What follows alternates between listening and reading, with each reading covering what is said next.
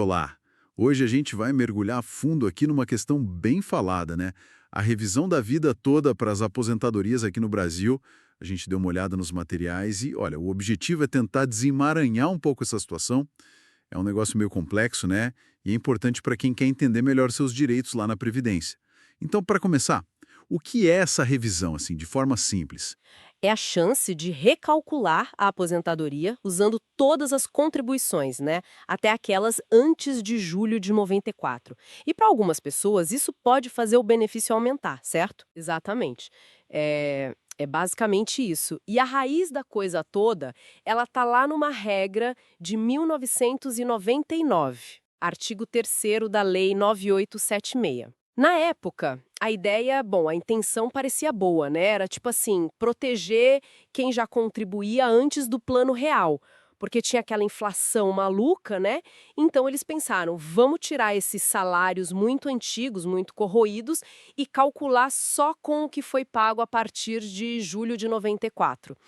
Só que, olha que ironia, essa regra que era para proteger acabou sendo ruim justamente para quem ganhava mais antes de 94. Nossa, entendi. Então, uma regra para ajudar acabou criando outro problema, uma distorção. Isso, claro, virou briga na justiça, né? Eu imagino. Como é que o judiciário viu isso no começo? Virou assim. E foi parar lá no Supremo, no STF, foi o famoso julgamento do tema 1102. E num primeiro momento, a decisão foi boa para os aposentados, sabe? O STF falou: olha, o segurado tem o direito de escolher a regra melhor para ele. Podia ser essa regra de transição, né, a que pega só depois de 94, ou a regra permanente, que considera tudo, a vida toda de contribuição. Parecia que estava resolvido. Parecia. Mas pelo que a gente viu aqui, a história deu uma virada, né? Entrou em cena a tal da modulação de efeitos. É isso. O que é isso exatamente nesse contexto todo? Isso mesmo. A modulação, ela é tipo uma ferramenta que o STF usa para dizer: olha, essa decisão aqui vale a partir de quando e para quem.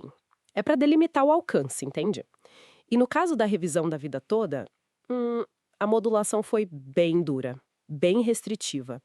Ela basicamente disse que só ia garantir mesmo a revisão para quem já tinha uma decisão final na justiça, o tal trânsito em julgado, até uma data específica, 13 de dezembro de 2022.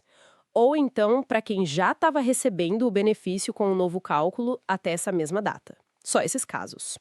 Certo. Peraí, então, na prática, essa modulação pegou um direito que o próprio STF tinha reconhecido e falou, só vale para esses aqui. Virou quase uma questão de sorte no processo.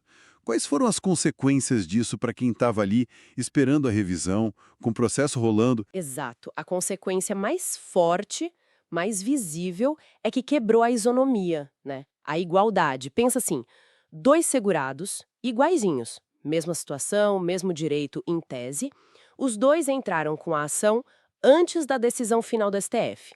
Só que sei lá, o processo andou mais rápido, teve sorte e conseguiu a decisão final antes daquela data limite.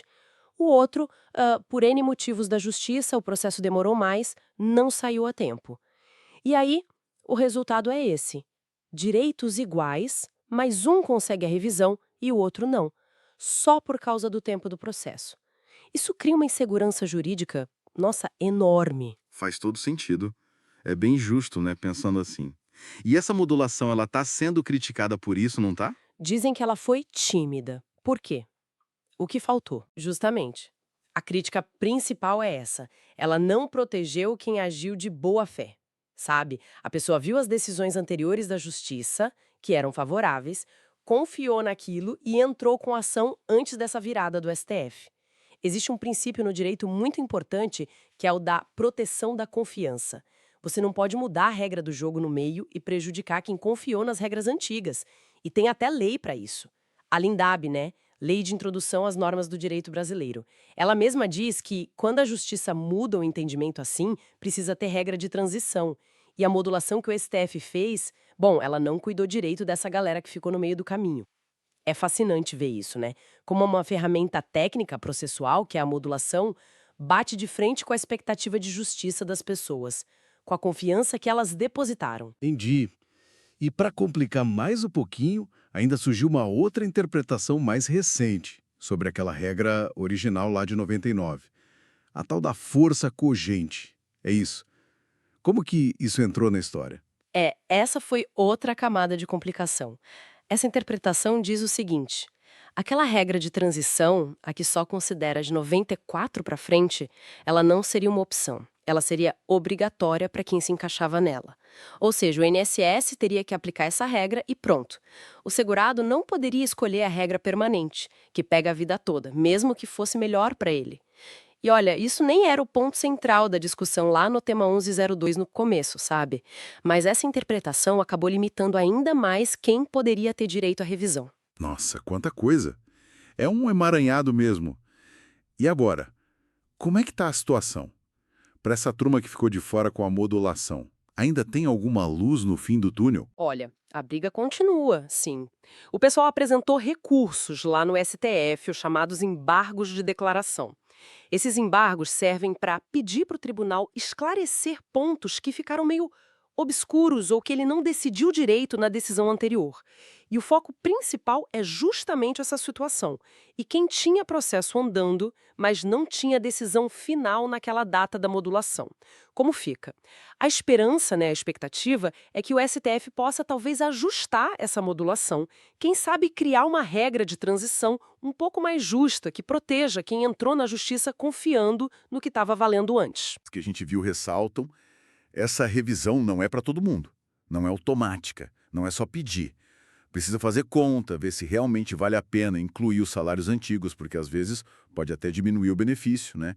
E tem prazo para pedir a tal da decadência, então procurar um advogado, um especialista, é fundamental, né? Não dá para ir sozinho nisso. Sem dúvida alguma. Essencial. Então, resumindo o cenário, a gente tem um direito que o STF até reconheceu, mas que na prática ficou muito limitado por causa dessa modulação. Isso criou muita incerteza, desigualdade, e a batalha na justiça continua com esses embargos de declaração. Fica bem claro, então, que o negócio é acompanhar de perto o que o STF vai decidir sobre esses embargos. E, claro, quem acha que pode ter direito tem que buscar orientação profissional para ver o caso específico, né? Exatamente. E fica aquela reflexão, Até que ponto uma formalidade do processo, como a modulação de efeitos, pode acabar pesando mais que um direito que foi reconhecido? Como isso afeta a ideia de igualdade e a confiança que as pessoas têm no sistema de justiça, especialmente quando elas seguiram as regras que valiam na época? É algo para a gente pensar.